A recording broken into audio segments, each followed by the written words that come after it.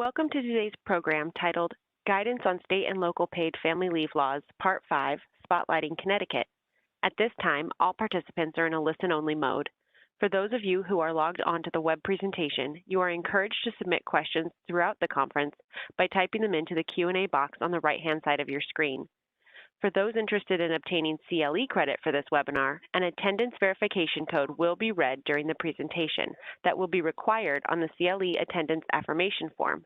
Please write this code down as it will not be reread and is required for CLE credit. Copies of the webinar recording and materials along with the CLE attendance form will be distributed to attendees in the days following the webinar. On the next slide, you will see a legal disclaimer.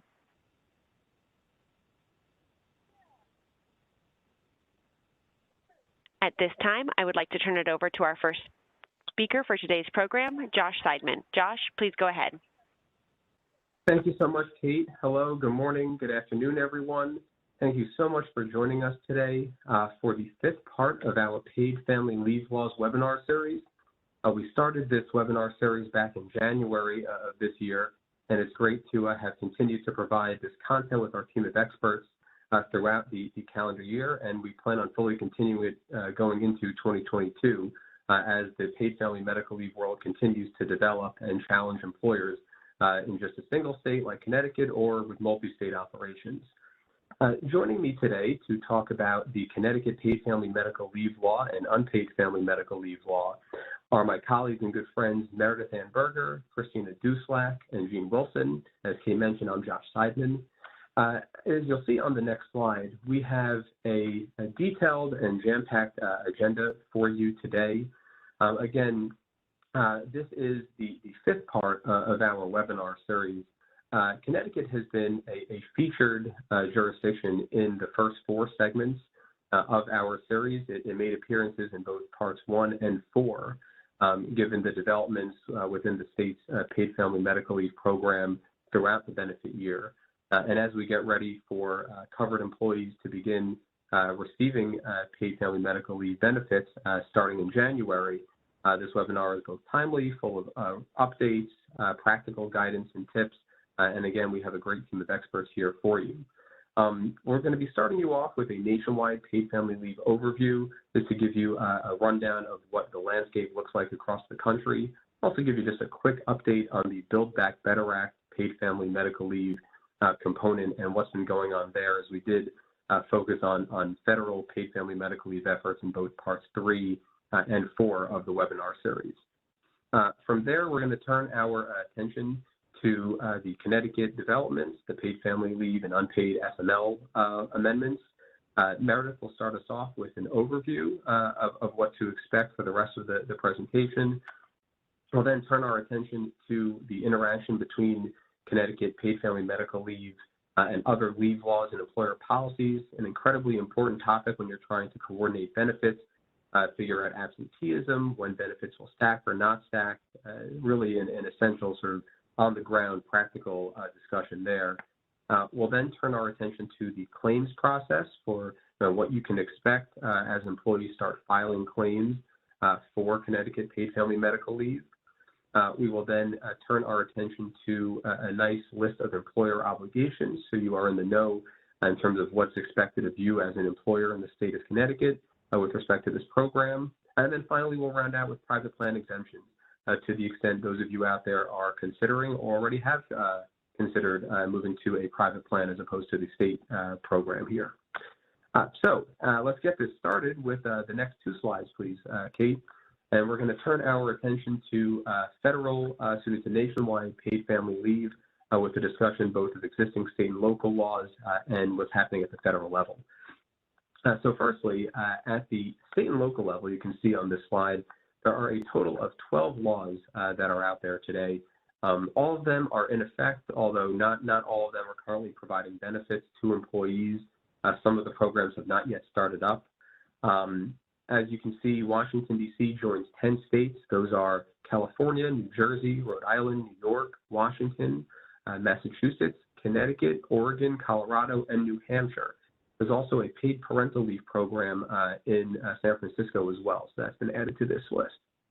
One thing to keep in mind about the nationwide paid family leave landscape is that not all of these laws are quite the same. There are a few sort of wrinkles within the umbrella term of paid family leave. For starters, some of these laws are true paid family leave programs. And what I mean by that is they only provide benefits. They provide benefits for bonding with a new child, for family member serious health condition, perhaps other absences like military exigency leave. However, they do not cover, importantly, the medical piece of some of the other laws, which is an employee's own serious health condition. Those jurisdictions are California, New Jersey, Rhode Island, and New York, the laws that have all been in effect for the longest period of time in this particular space.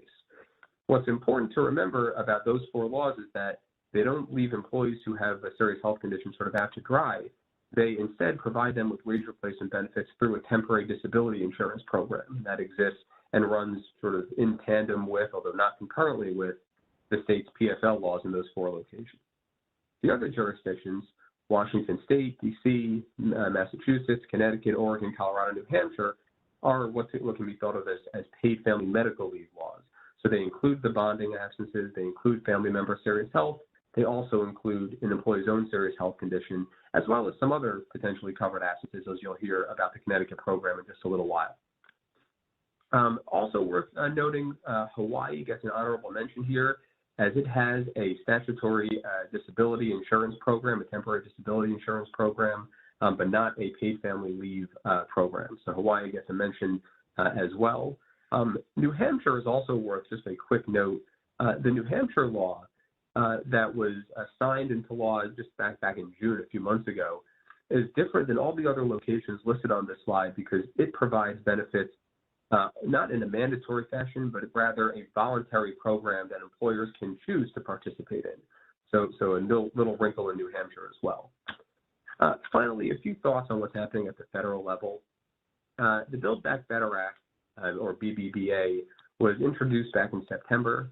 A lot of coverage, attention in the media. Paid family medical leave was front and center in a lot of the discussions, especially last month, right before the House voted on and passed the version of that legislation, and then they sent it to the Senate where it currently sits. It didn't seem clear up until really the 11th hour if paid family medical leave was going to be included in the House version of this legislation, but it ultimately was, although it was a scaled down version from the PFML that was included in the initial introduced version of the legislation, most notably decreasing the number of weeks that would be provided from 12 to 4 weeks. As it stands today, if ultimately included in any final Build Back Better Act that is passed and sent to President Biden for a signature, which is an uphill battle in its own right, the program would begin in 2024, so a few years for employers to get ready if it gets included. However, and as the slide kind of notes here, at this moment it seems unlikely that paid family medical leave will be included in any final Build Back Better Act. There is opposition from certain Democratic senators, most notably Senator Joe Manchin, and then also the reconciliation process within the Senate is challenging and complicated. The elements of the proposal need to directly implicate the federal budget, and paid family medical leave is in sort of a dicey gray area in that regard as well. Earlier this week, there were news reports that the Senate plans on voting on a Build Back Better Act legislation before Christmas, so just the next 2.5 weeks or so. So be on the lookout. We'll see what happens with paid family medical leave as things move forward there. All right. Well, with that, time for the main attraction today. I'm going to turn it over to Meredith to get us kicked off with Connecticut paid family medical leave. Thank you, Josh. So as Josh previewed, we're going to be talking about this new law, which was passed and became effective essentially in 2019. So there was a long lead up time for this law, which is now just rolling slowly into effect and requiring action from employers. The Connecticut PFML was amended in tandem with the Connecticut Family Medical Leave Act. And what we have here is what we see in some other states that have passed paid family leave laws, like New Jersey, for example, where the leave entitlement is it comes out of a separate statute that is really an unpaid leave entitlement. And then we have the paid leave entitlement, which work the paid benefit, which they are designed to work together so that employees can take the unpaid leave that they're eligible for under the leave entitlement law, and then in turn accept the paid benefit via the benefit statute. So here we have a similar framework, and the timeline we've lined up here. I imagine that if you're a Connecticut employer, you have already started doing this, but as of January 1 of 21, so almost a year ago, employee premium withholding began. This is employee funded, and employers must remit the contributions to the state quarterly unless there is, of course, an exemption for that particular employer. Beginning just a couple of weeks ago, December 1, employees were able to begin applying for the actual benefit. So, and that would be for any leave needed beginning on or after January 1, 2022. So if, for example, you have, the perfect example is a bonding leave within 30 days prior to the desire to take the leave or the baby's birth, let's say it's January 1, then the employee could apply as of December 1 of this year. Just to note, the changes to the Connecticut Family Medical Leave Act, which I will highlight, don't start until January 1, 2022. So that expanded coverage is not going to be in effect yet as of today, but will soon be, of course, with the new year. And as is implied, but should be explicitly stated, Connecticut PFML does not provide job protection. It is not itself a leave entitlement. So the job protection will come via the Connecticut Family Medical Leave Act if the employee is eligible, or as I'll also discuss, there could be situations where other statutes will provide the actual leave versus the while the paid benefit is being provided through PFML. So I'm going to try to do my best to distinguish using these acronyms, PFML and Connecticut FMLA, but hopefully everyone can keep it straight because there's a lot of letters to keep straight.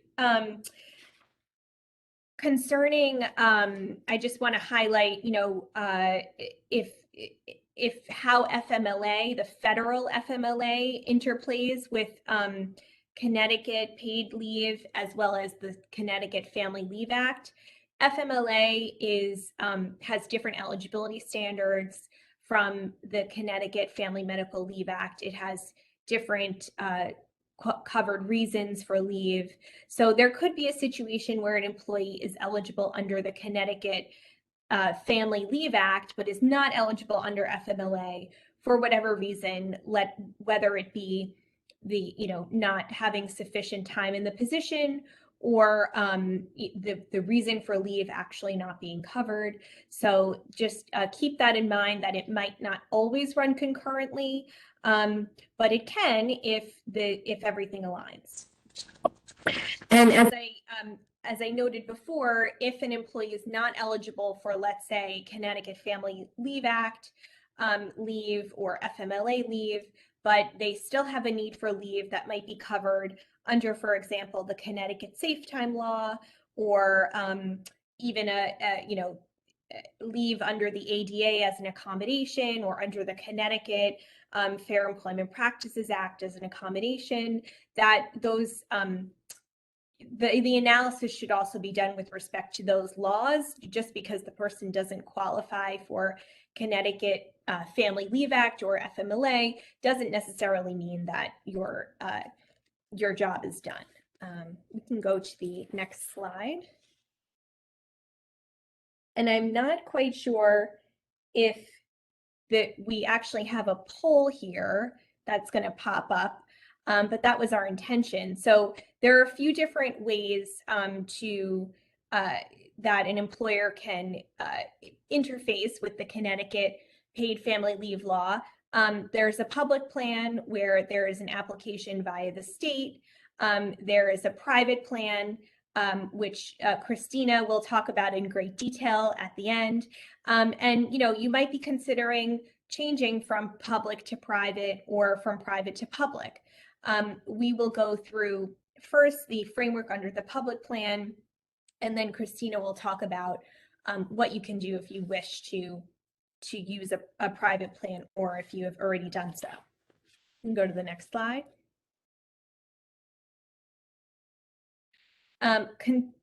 Concerning employer coverage, the statute has greatly expanded coverage for this. I mean, it's a wide breadth of coverage. I won't say expanded because we're just sort of starting up with it, but in turn, it also expanded coverage under the Connecticut FMLA.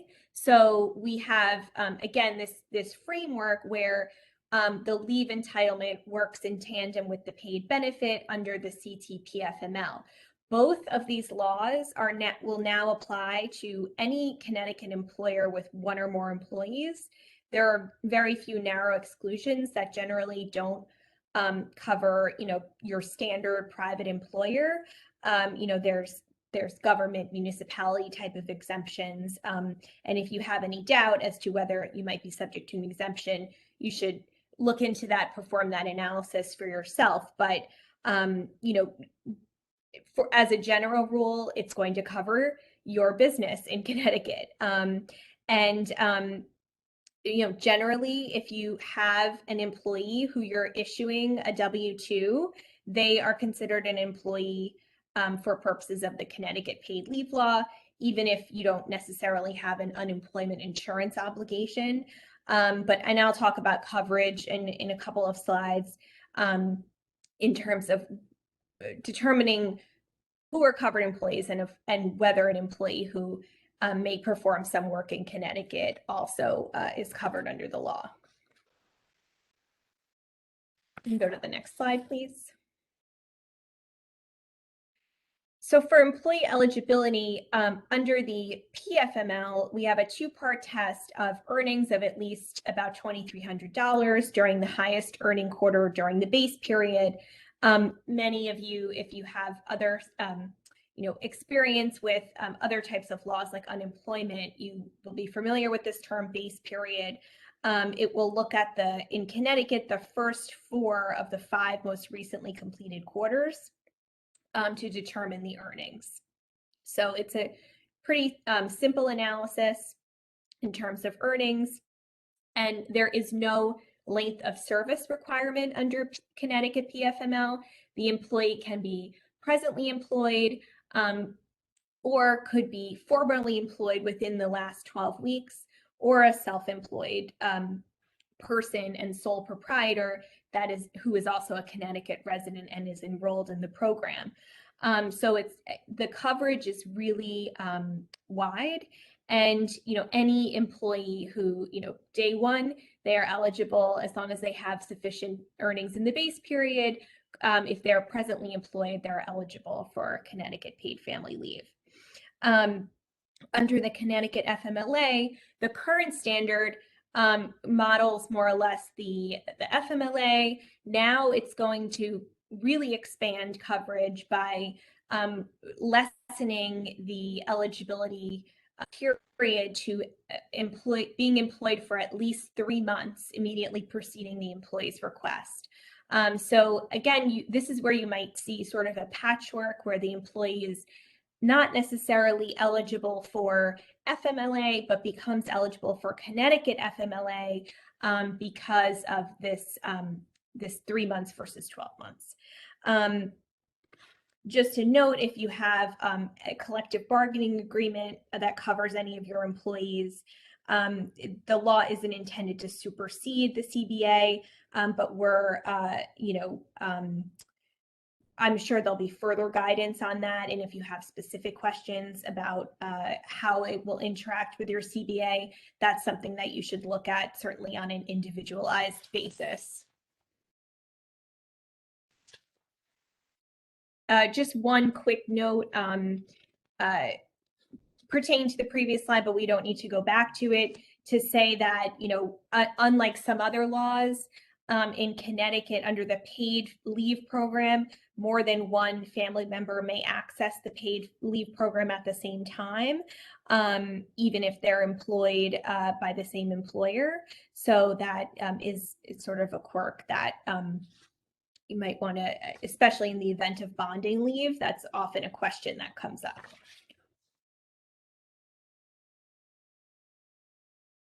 Okay, employees working in Connecticut and another state. This is an incredibly fact-intensive analysis, and this analysis also mirrors sort of an unemployment insurance analysis as well. And this is also similar to, for example, what's in New York. This is how the state will look at whether or not an employee is considered a Connecticut employee or an employee of another state, looking at where the services are localized. If they're not localized, whether there's a base of operations and what state that base of operations is in. So I won't go through in painstaking detail because, as I said, it's a fact-intensive analysis, and it's something that you should take a look at with respect to your employee's particular situation. We can go to the next slide, please. Concerning the reasons for use under Connecticut paid family leave, we have, again, this will mirror to an extent the Connecticut Family Leave Act, with the exception of the safe time absences. Care for a family member with a serious health condition, the employee's own serious health condition, bonding with a newly born, adopted, or fostered child, serving as an organ or bone marrow donor, which is different from a few other states. This is sort of an add-on. And a qualifying military exigency and military caregiver leave. So those first 6 reasons are all also covered under the Connecticut Family Leave Act. So as long as the employee is eligible for Connecticut family leave, they can take the PFML in tandem, and it would align pretty nicely here in terms of administration. Then there are safe time absences, and for this, it's only a 12-day coverage period, and that will, the employee will be taking leave under the safe time statute versus the Connecticut Family Leave Act. So it is limited. But the PFML authority has explicitly stated that it is covered under PFML.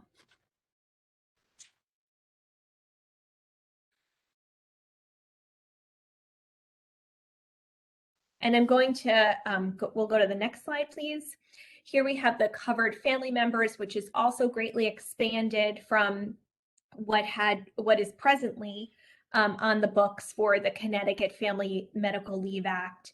So beginning on 1/1/2022, and going forward under the Connecticut PFML as well, covered family members don't just include child, spouse, and parent like under the FMLA, but also include parent-in-law, sibling, grandchild, grandparent, and any individual related to the employee by blood or whose close association to the employee is equivalent to those of family relationships. So the statute uses the word affinity. I think that, that's sort of a, it's sort of, it's a term of art, I would say. And what they mean by that is any person with a significant personal bond that is like a family relationship. So the example they give is, an unmarried significant other that the employee lives with as a spouse, as if, live-in partner or girlfriend, boyfriend, even if there isn't an official marriage relationship there. So this is mirroring a lot of the paid sick leave laws that we're seeing pop up in terms of expanding the paid family, expanding the definition of family member to be quite wide. And I also want to note that child does not have an age limitation, so it can be an adult child. With that, I'm going to turn over to Christina to talk about funding. Thanks, Meredith. So hopefully you're all familiar with the contribution process at this point if you're in Connecticut, because they started on January 1st. Again, these are employee payroll deductions, so employers do not contribute. The only job of the employer is to deduct these contributions and withhold them, and then remit them to the state. So you can see here it's 0.5% of the employee's earnings. It's based on kind of the FICA calculation is what you're taxing, and it's up to the Social Security limit, which is, will be for 2022, $147,000. So that'll be about a maximum contribution of $714 per year. If you have an employee who works for more than one employer, your job is to just take that 0.5% up until the limit. And so if there's an issue where the employee ends up overpaying because they have two employers, then the employee can actually go to the Connecticut Paid Leave Authority and get a refund of the overpayment. All right, next slide. All right, next slide. Okay, great. So then, you should make sure that your wage statements include these contributions on there, like any other deduction. And if you have not paid contributions yet, we recommend that you speak to counsel. There was a process to allow catch-up contributions until about September of this year. But right now, at this point, the Connecticut Department of Labor, not actually the Paid Leave Authority, will be the ones that are going to basically allow employers to do any kind of catch-up contributions. And it's going to be based on their general wage and hour authority. And for noncompliance, so if you're underpaying or you're not complying at all, there are penalties that are assessed. So this is something that if you're not on track with, you want to get on track with as soon as you can. All right, next slide. Okay. So the benefit amount. So this is a partial wage replacement program that is tied to the state minimum wage. It's actually 60 times the state minimum wage. So the current minimum wage as of August 1st, 2021 is $13 per hour. That's going to increase next July to $14 an hour. And then on July 1st, 2023, it will be at $15 an hour. So when benefits start on January 1st, the maximum benefit amount will be capped at $780 per week. And then on July 1st, when that minimum wage increases, it's going to be $840 as per week as the cap. And then in 2023, it'll be $900 as the cap. So the way that the calculation works is you take the employee's base weekly earnings. And for any earnings that are less than or equal to 40 times the Connecticut minimum wage, the employee is going to get 95% of that up to the cap. Anything greater than 40 times the minimum wage that the employee has met that base weekly earning, the employee will get 60% of that base weekly earning up to 60 times the state minimum wage. And the good news is that there's actually a calculator on the website, so you can refer employees to that as a good resource. They will caveat it's an estimate, but that will give, a sense. And, sometimes we'll kind of direct folks there to, get them to work with the state on that. Okay. Next slide. So in terms of the amount of leave, so as of January 1st, 2022, employees will be eligible for 12 weeks of paid family and medical leave benefits in a 12-month period, and then 2 additional weeks of PFML benefits are going to be available for a serious health condition resulting from incapacitation during pregnancy. So you can see that the current FMLA that provides the leave entitlement, that previously was 16 weeks in a 24-month period. But then as of January 1st, 2022, the leave entitlement and the amount will be aligned with the Connecticut PFML. So that will make things a little bit easier. And in a couple slides, we're going to talk about how that will work exactly. All right, next slide. And then I think I'm going to hand it over to Jean right now to talk about intermittent leave. Thanks, Christina. Yeah, so I'm just going to talk briefly about intermittent leave, and like the federal FMLA and the current Connecticut FMLA, employees can both use Connecticut FMLA intermittently or on a reduced leave schedule, as well as get benefits for intermittent or reduced leave schedule, and the amount they get will be prorated based on the amount of time that they are taking off. So the rules are very similar to what people who, or employers who are dealing with the federal FMLA are used to. Employees can use leave intermittently for their own serious health condition, to care for a family member with a serious health condition, or to care for an injured service member, as long as it's medically necessary. So you can require that employees provide documentation demonstrating that the intermittent use is medically necessary. Like the FMLA, if the intermittent use is planned, so not if it's sporadic, like imagine somebody who has a migraine, that wouldn't be intermittent planned medical treatment. Or in the alternative, think about somebody who might have to go have dialysis or cancer treatments where they're going to be able to know in advance when that's going to happen. If the treatment is planned, then you can transfer the employee to an available alternative position. It has to have equivalent pay and benefits, and it should better accommodate the intermittent leave. I will have to say this is something you can do, but we don't actually see many employers take advantage of it. But just so you know that you are able to do that if need be. You also have to allow intermittent use for qualifying exigencies, so for military leave and for the family violence leave, so for that 12 days of leave that Meredith talked about related to domestic or family violence. You need to allow intermittent use, and then it is not required for bonding leave. So you can allow employees to take bonding leave on an intermittent or reduced leave schedule, but you don't need to. The employee has to get the employer's consent in order for that to happen. So we're going to move on now and start talking about the interaction between the Connecticut PFML and then other leave laws and employer policies. So on the next slide, the first thing we're going to talk about is the interaction between the Connecticut PFML and then other leave laws.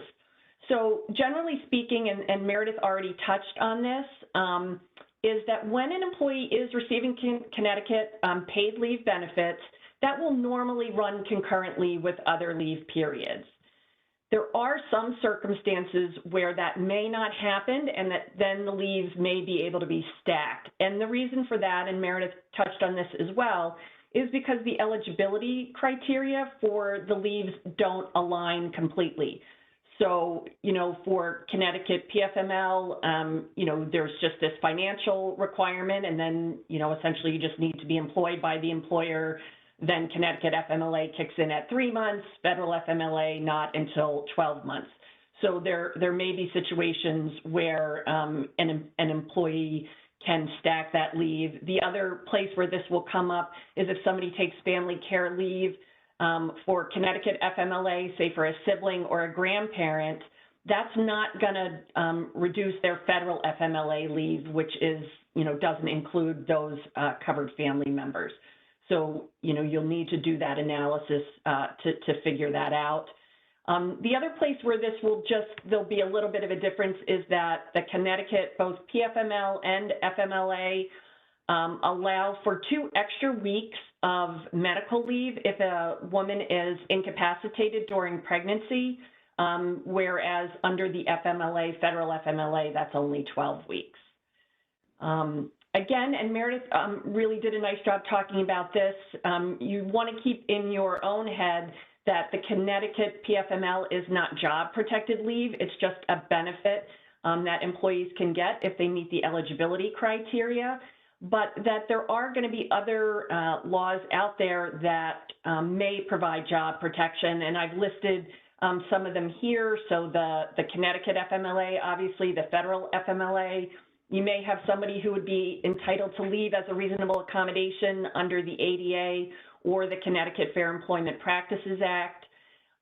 There are federal pregnancy discrimination laws and a Connecticut pregnancy discrimination law that specifically states that one accommodation that you may, as an employer, need to provide a pregnant employee is time off, so leave. So even though they may not qualify for Connecticut FMLA for that kind of leave, their leave may be protected under the pregnancy discrimination law. And then again, the Connecticut Family Violence Leave Act also provides job protected leave. So for those 12 days that we've talked about, that would also be job protected. So we can go on to the next slide. And so, you know, I thought I would just take a minute to try to talk about practically how do employers go about this, because I would say in my practice with respect to leaves, this is where we get the most questions is how do we make this work and how do we know what a person is entitled to? And this is, you know, one thing I'd like to acknowledge first is it is really challenging. So if you find yourself being frustrated or really challenged by it, it's not you, it's because it actually is very difficult. But so what I try to do when I'm looking at and facing these situations, and in my own head, I sort of think of this as swim lanes and try to take it one step at a time. So for me, the first thing I always look at is when somebody requests leave, is that leave covered by any law? So if you're in Connecticut, when somebody comes to you and they ask for leave, you're going to want to look at it and say, okay, is this leave covered by the Connecticut FMLA? Is it covered by the federal FMLA? Is there an ADA reasonable accommodation issue? Do we have to provide this leave under the Fair Employment Practices Act or the pregnancy discrimination laws? So you sort of figure that out first and say, okay, you know, is there some kind of leave this person is qualified for? What you may then take another step is there some company provided leave in addition to these things? But in terms of just looking at what laws there are, this is what you're going to want to do. And again, that leads you to having to look at what is the eligibility criteria. Has the person been employed if it's Connecticut FMLA for 3 months? If it's federal FMLA, have they been employed for 12 months and worked 1,250 hours in the last 12 months? So you're going to want to do that in a really organized way. And then you look at, so, okay, if they're entitled to the leave, how much leave are they entitled to under these different laws? Does it line up nicely and it's all just 12 weeks, or may it be 14 weeks because of a potential pregnancy incapacitation? And sometimes you won't know the full answer to that question at the beginning because it may depend on how long somebody is disabled for a certain thing, and then maybe they move on to bonding leave, but at least you can give yourself a good idea of how much leave needs to be provided. And then separate from that analysis, then what I would suggest you look at is how can this person get paid for it? And I will tell you that is the thing that most employees care about more than is it job protected, is it this or that, is they want to know how they're going to get paid for this leave. So, you know, first thing you want to look at if you're in Connecticut is your Connecticut PFML benefits. Does this leave fall under that? And then look at your employer-provided benefits. Do we offer short-term disability? Do we have paid parental leave? Are there some sort of salary continuation policy that might apply here, and for how long? And then the last thing I tend to look at is accrued paid time off. Vacation, sick time, PTO, however you do accrued paid time, can employees use that during the leave? And we could go to the next slide. So here I just tried to do, and I won't go through this in detail, and you guys will all get this later when we send out the materials, but I just tried to do a brief example of sort of the first part of this analysis. You know, if you had somebody come to you January 1 and say they needed to take leave for their own serious health condition, you know, at what point would they be eligible for the different kinds of leave? And you know, I can see that I went through it here, so I won't go through it, but you'll see that in some circumstances, the person may only be entitled to Connecticut paid family leave benefits. In other circumstances, they may be eligible for Connecticut PFML and Connecticut FMLA. And then if they've been there over a year and worked 1,250 hours, you may be eligible for all of those things. So you really, again, you have to look at it in a really I think, sort of regimented fashion to try to determine under all of these different laws, are they eligible? And if they're eligible, what are they eligible for? So we can go to the next slide.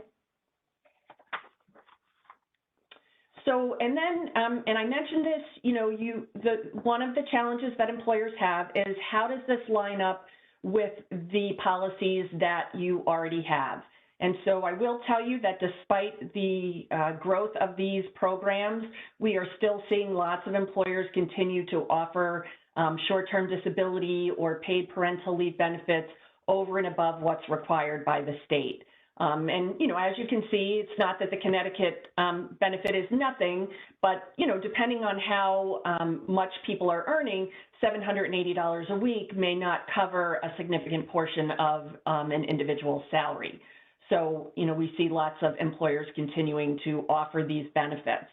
So if you do, then you need to look at those benefits and determine how are you going to administer them in light of the Connecticut PFML benefit that people will also be eligible for.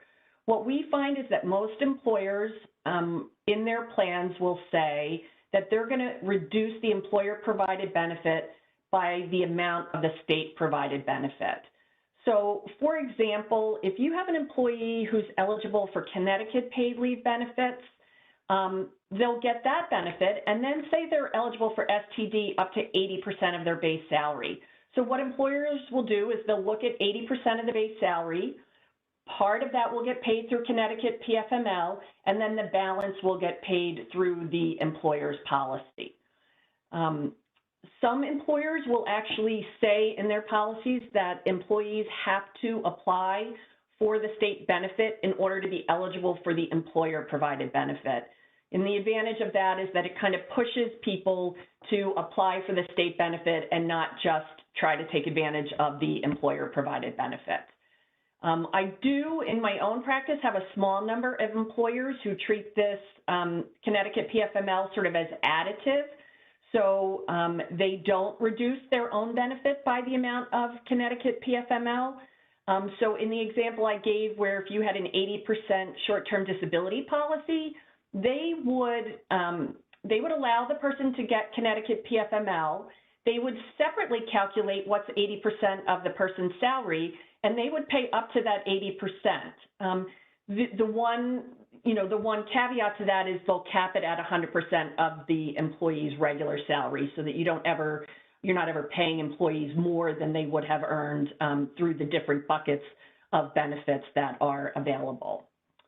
So we can go on to the next slide, and I think we're going to just talk about accrued paid time off and other paid benefits. So under the Connecticut PFML, you can allow employees to sort of top up their benefit by using accrued paid time off, or you can in fact require it. And employers are, I would say, kind of all over the map on this. Some don't like to tell people that they have to use, their vacation time if they're taking leave. Other employers are more concerned about absentee issues and may want these things to run concurrently so people don't, continue to be able to take more and more and more time off.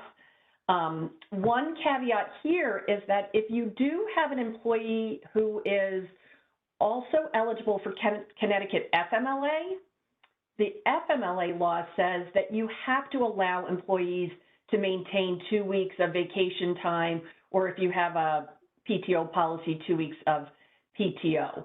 So, you're going to want to keep that in mind if those are running concurrently, that you can't require employees to use their vacation if their balance is going to fall under 2 weeks. And so one of the other ways that the Connecticut law works is that if somebody was to take vacation time for a reason that they'd also be qualified for Connecticut PFML benefits, but they don't apply for the benefits, using that employer-provided paid time isn't going to have any effect on the amount of the benefit they're ultimately entitled to. And this happens often when there's the distinction between the paid leave benefit and the actual leave entitlement, right? So what essentially Connecticut is saying is that if a person uses, 3 weeks of sick time for a Connecticut PFML reason, they're still going to be entitled to the 12 weeks of benefits. That 3 weeks of time that they take is not going to reduce their PFML benefits. Now, it may run concurrently with FMLA and with job protected leave, but it's not going to reduce the actual benefit. Whereas if, some people on the line may be familiar with Massachusetts, if an employee opts to use their sick time to get paid 100%, that would actually count towards their overall leave allotment in Massachusetts. Connecticut is just a little bit different. And then just at the end here, there are a couple times when you can't receive Connecticut PFML benefits an employee, and that's if they're getting a state or federal benefit, so unemployment, workers' comp, or some other state or federal wage replacement benefit. You can't collect that and also collect PFML. So we can go to the next slide. So there are situations where Connecticut FMLA leave is going to carry over into 2022. So we know that Connecticut paid family medical leave is a brand new program. No benefits are available for any leave taken before January 1, 2022. So that's easy. But Connecticut FMLA has been amended and is changing. And prior to January 1, employees could take 16 weeks of Connecticut FMLA in a 2-year period. So it is possible that employers may have somebody who either started leave or took leave in 2021. And the question is, well, do you just reset that because there are amendments to the FMLA, or can you still take that into account? And the state has said you can look back. You, as an employer, depending on the methodology you use, and you can't change your methodology, but depending on the methodology you use, you can look back over the last 12 months and for purposes of FMLA, take into account leave that the person took in 2021. And here are listed the different types of periods you can have.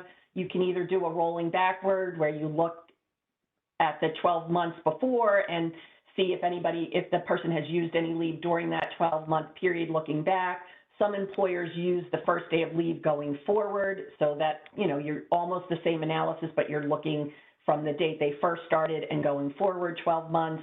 You can also use a calendar year or a fixed year, but you will be able to at least take that into account when you're determining whether somebody can continue to take more Connecticut FMLA. And the next slide, I think, just gives you an example of how that would look for pregnancy. So, one of the additional requirements with bonding leave is that it has to be taken within 12 months of the child's birth or adoption or placement. And so if somebody comes to you and says, I want to take this bonding leave and am I entitled to any benefits? If they took the bonding leave in 2021, they're not entitled to any benefits. But if the individual had the baby or adopted a child in 2021, but put off taking their bonding leave until 2022, as long as the child was born or placed within the 12-month period, they're still going to be eligible for Connecticut PFML benefits for that period of time.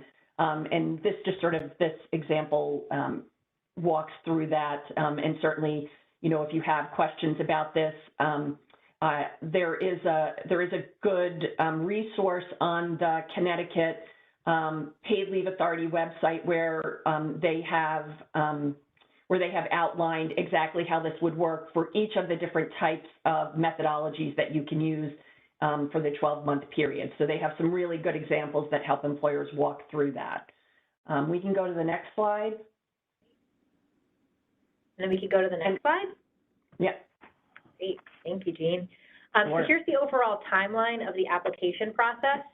So the employee has to notify the employer of the need for leave. So if it's foreseen, 30 days in advance, unforeseen, as soon as practicable. That's the same standard for the Connecticut FMLA. So the employee applies to the state. And they also have to notify the employer once they did that. And one of the things that we've noticed is the state has emphasized that the employee needs to communicate with the employer. So even though if they're going through the state for the benefits, the employer still needs to know about it. Once the employee applies, they have 15 days to submit requested documentation. So this includes like the healthcare provider form or bonding statement, things like that. The worker then should get an employment verification form from AFLECT and then give it to the employer. And I'll talk about that AFLECT in a second. But then the company completes the form and returns to AFLECT within 10 days of the request. So just to pause there, so the one thing that's different about Connecticut is they actually have a third-party administrator processing claims. Actually, they're doing a lot. AFLECT is determining eligibility. They're going to be approving and denying claims. They'll be calculating and paying benefits, monitoring claims, and AFLECT will investigate fraud and impose penalties. So employees, if they're approved, will receive their payments 2 weeks in arrears, and they can expect them on Tuesdays. So the example that the state has provided is that if an employee works Monday through Friday and is approved for paid leave benefits from January 3rd, 2022 to January 7th, they're going to receive that first payment on January 18th. The other aspect of the process is that if a claim is denied, the employee can ask AFLECT to reconsider their application. So this is the reconsideration process. And so that will give employees the opportunity to say, you know, why their claim was late or documentation was missing. And then if the claim is still denied, the employee can appeal to the state. Actually, it will be through the Connecticut Department of Labor is where those appeals will go. Next slide. So these are the employee obligations. Just the one thing I want to flag is this 45 days. So employees have to submit their claim within 45 days following the initial date for which compensation is requested, unless there's good cause for delay. And that good cause, they actually provide a number of reasons. It could be the employee didn't have enough notice. There could be a physical or mental impairment. You know, there could be a good faith error. There's a number of things. So we're going to go to, and then the employee will receive notification by mail or email, and they can actually select which method they prefer. Next slide. So then for employers, I just want to highlight that, you know, this is kind of similar to what we just discussed, that they have to complete the verification form within 10 calendar days, needing to validate absences, sources of money needed. Also a big emphasis from the state on notifying employee about PTO policies, including STD policies. So when they come to you, be ready with that. You know, obviously avoiding discriminating or retaliating against employees for bringing a claim, even if there's not job protection, you still want to avoid that. And then employers will be notified by email that an employee a claim has been approved. And if you go to the next slide here, this is a sample form. You can find this at the end of the presentation. We've provided some resources. The state has provided an HR toolkit, and it includes not only this document that the employers will have to fill out, but it also shows what the employees will have and provide some additional helpful guidance. So we definitely recommend that. Next slide. So I'm just going to quickly talk about a couple employer obligations, and then Christina is going to pick this up. But the first thing we wanted to talk about was healthcare. So most employers who are familiar with the FMLA know that you have to maintain somebody's healthcare insurance while they're on leave. Neither the Connecticut PFML benefits or the Connecticut FMLA law requires that. So you do not necessarily, as an employer, have to maintain those benefits, but you are going to need to check, like, do you need to maintain those benefits under another law like the federal FMLA? If you opt not to maintain the benefits, that may be a COBRA triggering event where a person can elect to continue their benefits for the leave period under COBRA, so you're going to want to work with your provider to send out those notices if that needs to happen. And then this last bullet just talks about how you can go about getting the money from folks. If you opt to allow them to continue, you can either directly bill them or you can have them reimburse you when they come back from leave. Most employers have some sort of process already in place that should work for this as well. And then the next slide, we just wanted to talk quickly about some notice requirements. So there is currently no notice requirement, but as of July 1st, 2022, it's strange to me that they've waited 7 months after the benefits are available, but by then you have to provide written notice to employees. And this is individual notice, not just a posting. So you're going to need upon hire to let people know about Connecticut PFML, and then annually provide them with information. And then here are the different, there's just a list of the different types of information that has to be included. So far, the Connecticut Paid Leave Authority hasn't come out with a notice, but I would imagine that they will at some point come out with a notice that can be used for these purposes. They currently have a fact sheet, but it actually doesn't include all of the things that you need to include with respect to notice. So I'm assuming they may come out with something else. Again, at least currently, there's no specific posting requirement. But you do need to register your company with the Paid Leave Authority, so you can go to this website if you have not already registered your business, so that that will be set up when employees apply for leave. And Christina's going to pick it up from here. Okay. Do you want to just, okay. Sorry, Meredith, go ahead. That's okay. Concerning reporting obligations, this is really just for your informational purposes. You're required to submit quarterly reports, and you must report all earnings for employees in the quarter, including if it's $0. There's here guidance on exactly what needs to be submitted. We can go to the next slide. Concerning taxing of benefits, this is a question that we got with respect to other paid family leave laws when they were coming out and being rolled out. So we thought it best to include a slide to preempt these questions. But the leave benefits are subject to federal and state taxes, and there is no automatic withholding, but an employee may request voluntary withholding. And there is there will be a 1099-G form that will be issued beginning in Q1 of 2023 to report benefits and withholding, and beginning in the 2021 calendar year, employers should reflect employee contributions on the W-2s for those employees. So as you've been collecting the employee contributions since January 1, that should appropriately be reflected. Now I'm going to turn it back to Christina for it was a brief interlude for me, that for private plans, but first I think we should read the code, and then if anyone needs to drop off at the hour, they can do so, but if you'd like to stay on and listen to this really great presentation on the private plans, then you can do so, but since we've come up on the hour, I think we should read the code. Great, so it's SS 5437, SS 5437, and I put it in the chat at 12:56. So yes, employers can apply for a private plan exemption.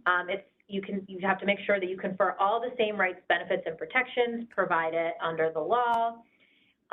You will note that the state recently put forward on November 10th revised policy and procedures for employers, so that you know what you need to do in order to apply for a private plan. You could have a fully insured private plan through an insurance carrier, or one that you self-insure and then you require a surety bond.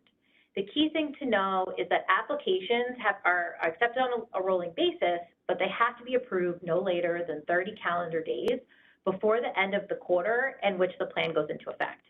So if you wanted to waive contributions for the next quarter that begins on January 1st, 2022, the application would have had to been approved by the authority no later than December 1st, 2021. Or right now we're in a period where provisional approval is an option, so that would have happened right now for this, just for this time period. Next slide. So while as the program was being established, the Paid Leave Authority set up an interim period, and so the requirements to get a private plan, they were in a little bit of a different order. So basically what you need to do is you need to have a plain language guide that you give to your employees so that they understand It's like, what is this benefit? How long is it for? And it literally is in a question-answer form that you can find in the revised policy guidance that was just issued on November 10th. And it gives employees an understanding of what the employer's plan looks like. And they're going to use this document when they meet this other requirement that Connecticut has, that employees have to vote on the plan. And then but basically, because after the interim period ends, the order is a little bit mixed up, because before the interim period, or when the interim period was in place, you had to vote first, and then you could submit all of these plans. Now, the state, after the interim period ends, and it has ended for the self-insured plans, the employer has to apply to the state first, provide the plain language guide, provide information about their plan, and then the vote happens. So that's kind of an interesting thing there. Next slide. And so you can see here, these are some of the voting procedures. Key thing to note is that you need 50% plus one of your total number of Connecticut employees. That includes employees who are on paid or unpaid leave, and all types of employees, even those in the probationary category. The vote has to be anonymous, and employees need that plain language guide that gives them an understanding of the plan at least 2 weeks in advance. And you can see here, there's actually a very specific question that you have to ask. Next slide. Approval will be valid for 3 years, although you can request a shorter time frame. The other obligation for employers, once they're approved, is reporting to the state, and that first round of reporting will be due May 1st, 2022, and then annually after that. And if you have any material changes, the key thing is you need to submit a new application and actually require a vote again. So that's definitely something to consider. A material change would be something like changing benefit amounts or durations, if you change your claims administrator, if there's any eligibility rules that change, or if you change in how accruals are utilized. So these are things to consider when you are considering a private plan exemption. We're going to go to the next slide here and wrap it up. So here are some of the resources we have. I highly recommend the frequently asked questions. There are a lot there. And of course, we're always happy to answer your questions. And you can see here, we have a number of resources that can be helpful to you. I don't know if Josh, you want to jump in? Okay. So yep. I think one of the things is, are you, Christina? Oh, great. Okay. All right. So one of the things that I know, if you are in multiple states, is trying to manage all these laws. We provide a paid leave survey that is incredibly comprehensive as to all the requirements of the law, and is updated on a quarterly basis, so you can get all of the new information that's out there. And then we also have a paid leave mailing list where you'll get updates on our legal updates and blog posts, so you don't miss anything. And you can sign up right here on the link. And with that, questions. I see there's some questions in the chat. I don't mind sticking around if we want to go through one or two of them. Let's see. Jean, this was a good one for you. I think it was a question about maternity, where are the first 6 to 8 weeks covered under own serious medical condition, and then an additional 12 weeks once disability is over, or is it 12 weeks all told? Go ahead, Christina. It's 12 weeks total between all of the categories. So how you break them up is, it really just depends on what your application looks like. So if you need 6 weeks to recover, then you can have 6 weeks of bonding leave. If you need 8 weeks to recover, then you get 4 weeks. Unless if you have an example where there's incapacitation related to pregnancy, that might expand the time frame a little bit. But it has, it has to qualify under that condition.